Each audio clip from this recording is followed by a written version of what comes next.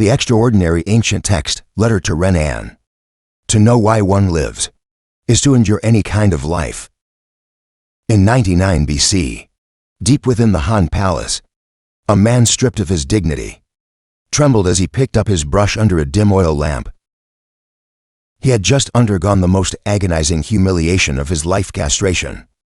Now, he was about to write his final letter to his old friend Renan, who was facing execution. This letter was not merely a defense of his personal misfortune, but a declaration of life about suffering and transcendence.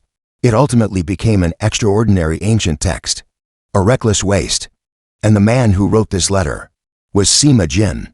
1. The mission of a clan of historians, opening the records of the grand historian. The first chapter is Sima Qian's own preface. The Sima clan served as the historians of Zhou. These 6 short characters reveal the mission of a family spanning thousands of years. Sima Qian was born into a family of official historians. Starting from the Zhou dynasty, the Sima family was responsible for recording history and observing the heavens. His father, Sima Qian, served as the grand historian during the reign of Emperor Wu of Han. This position required not only profound knowledge, but also carried the heavy responsibility of investigating the boundaries of heaven and man, and understanding the changes of past and present. In an era where sons inherited their father's professions, Sima Qian, from birth, was destined to take up his father's pen. Unlike scholars from poor families who struggled for official careers, he could freely travel throughout the land to collect historical materials. At the age of 20, Sima Qian embarked on a grand journey that would change his destiny. South, he toured the rivers and Huai, ascended Guiji, mourned for Yu, and secretly observed the 9 Doubts Mountains. He floated along the Yuan and Xiang rivers, journeyed north to the capital of Wenshui, and observed the lingering influence of Confucius. He walked past the Meluo River where Kuyuan drowned, visited Kuiji where Yu the Great was buried, felt the spirit of Confucius in Khufu, and collected historical accounts of the warring states in the Chu region. These experiences were not for sightseeing, but to measure history with his own footsteps. In the villages, he listened to elders tell of the turmoil at the end of the Qin dynasty, and searched for relics of former dynasties in the ruins. This vibrant material later became the flesh and blood of the Shiji. At the age of 38, Sima Qian became gravely ill. On his deathbed, he tightly grasped Sima Qian's hand and said, "After my death, you must become the grand historian. Do not forget my desire to write." This entrustment was heavier than Mount Tai. Sima Qian tearfully agreed, "Your son is not clever, but I promise to thoroughly narrate the past accounts given by my father and fulfill my duty without fail." From then on, he took over as the grand historian and began the great undertaking of writing his book.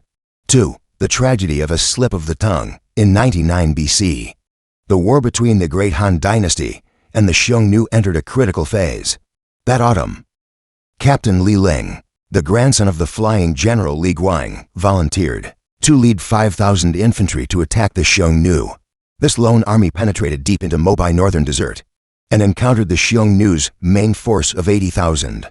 Despite the vast disparity in troops, Li Ling's unit fought bitterly for over 10 days, killing over 10,000 enemies. Ultimately, due to a traitor revealing their supply route, they were exhausted and surrendered. The news of his capture reached Chang'an, and Emperor Wu was furious. The entire court was silent with fear. It was then that Sima Qian stood up. Li Ling has always treated his officers and men with extreme generosity, sharing the best and the worst, able to inspire his men to fight to the death. He spoke frankly in the court. Even the famous generals of antiquity were not his equal, although he was defeated and captured. The number of enemies he destroyed is enough to be reported to the world. He tried to explain that Li Ling, with a small force against a massive one, had killed far more enemies than his own troops, so he should be honored despite the loss. He suggested that Li Ling's surrender was a pretense, an opportunity to repay the Han dynasty later. The court should consider his merit and properly care for his family. These words enraged Emperor Wu. The emperor believed Sima Qian was secretly criticizing General Li Guangli, the brother of Emperor Wu's favorite concubine, whose campaign had been unsuccessful, and was questioning the court's decisions. Sima Qian was imprisoned in the imperial jail and convicted of the capital crime of deceiving the emperor. According to Han law, a capital offense could be commuted in 2 ways. First, according to the custom of the time, one could pay a ransom, by paying a large sum of money to be absolved of all guilt. However, Sima Qian was an honest official, focused only on writing his book, and had never seriously pursued wealth, so he had no money to ransom himself. Second, he could be subjected to the palace punishment castration, and from then on live like a eunuch, unable to live as a man. In Sima Qian's view, this was the most humiliating of punishments, because after the punishment, as a eunuch, he would no longer be treated as a full human being. Of course, he could also choose to die. 3. The choice between life and death. In the dark prison, Sima Qian faced the ultimate choice. Dying was easy. A piece of cloth, a shard of pottery, or even just a few days of starvation could end everything. Death would preserve the dignity of a scholar and avoid the humiliation. Living, however, meant enduring the punishment of castration, becoming a palace official eunuch, and being mocked by the world for the rest of his life, but for the sake of his unfinished work. Sima Qian preferred to live in humiliation. After his release, he became a laughing stock in the eyes of some.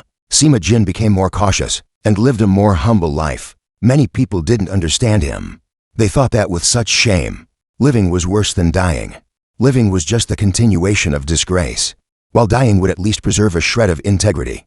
Yet, Sima Qian chose to live, enduring such immense humiliation, living as a joke. Why did he choose to live? Because he still had a very important thing left to complete. His records of the grand historian was not yet finished. Dying was easy, but he could not easily choose death. He cried out in a later letter, to be a eunuch is the greatest disgrace. It is not of one generation, but has been so since ancient times. He recalled the ancient sages, Duke Ling of Wei riding in the same carriage as a eunuch, which Confucius found shameful and avoided. Shang Yang used a eunuch's warning to recommend Zhao Liang, a horrifying thought for a eunuch.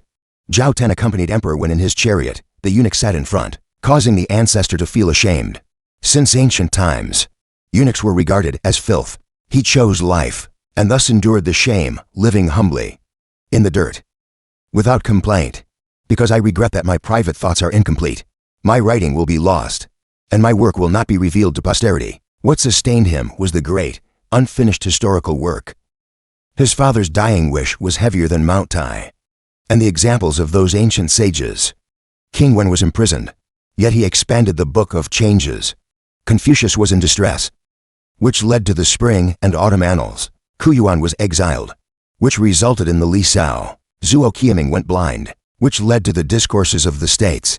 Han Fei was imprisoned in Qin, yet he wrote Difficulties of Persuasion and Solitary Indignation. The most famous poems, the 300 pieces of the Book of Songs, were also written by talented people, expressing the anger in their hearts, in the midst of suffering, which, in turn, achieved immortal classics.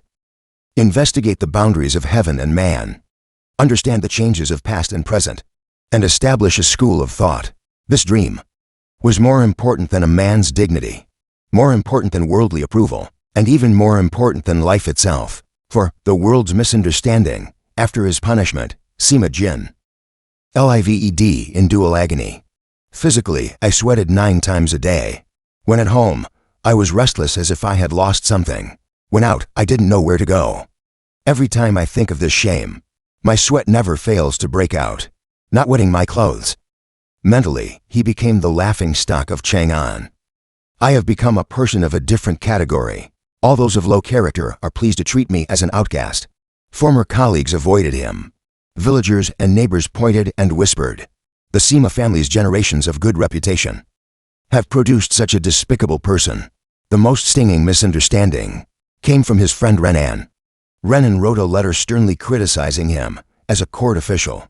Why did you not recommend worthy talents? Why did you only look after yourself? Where is the integrity of a scholar? Sima Qian did not reply immediately. Some pain can be revealed to the wise, but is hard to tell to the common man. It wasn't until he heard that Renan had been implicated in the Crown Prince's rebellion case and sentenced to death that he picked up his brush and wrote the reply that has been passed down through the ages. Letter to Renan. 5. The truth of the letter to Renan. In this long letter of over 3,000 characters, Sima Qian, for the first time, directly faced his humiliation and his ambition. He explained why he did not recommend worthy talents. to be a eunuch is the greatest disgrace. It is not of one generation, but has been so since ancient times.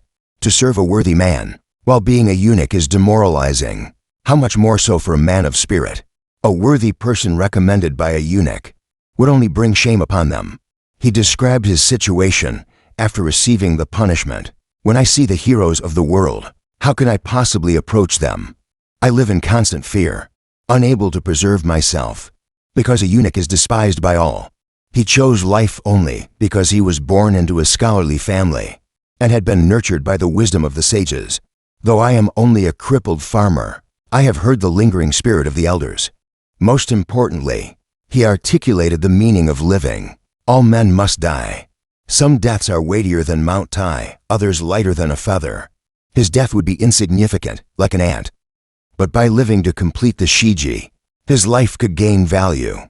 This letter was not just a personal defense, but a declaration of transcendence over suffering. 6. The light of the records of the grand historian. After his release from prison, Sima Qian was appointed as prefect of the palace writers. This apparent promotion was, in fact, a greater humiliation. The prefect of the palace writers was usually held by a eunuch. He silently endured everything, pouring all his heart and soul into the Shiji. 13 years of endurance and shame, 530,000 characters etched into existence. From the Yellow Emperor to Emperor Wu of Han, 3 millennia of history unfolded magnificently through his pen. He pioneered the biographical analytic style, making history no longer just an imperial genealogy.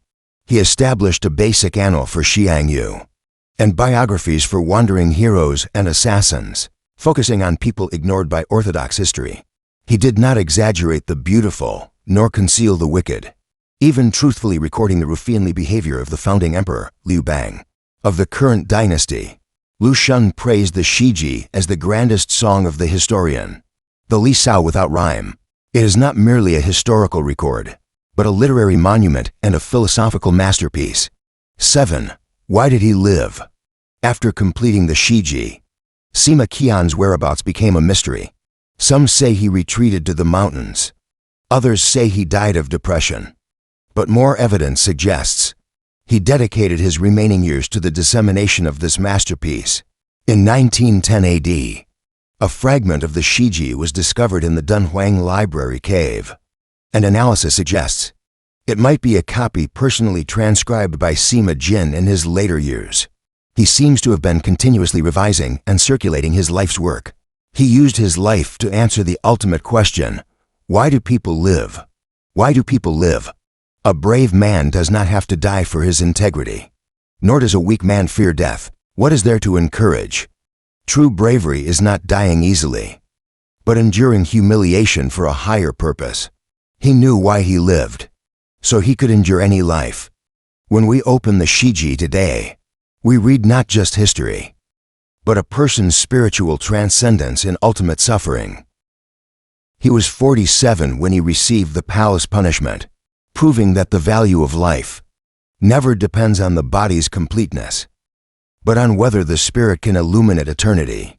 What does not kill you makes you stronger, but only if you know what you are fighting for.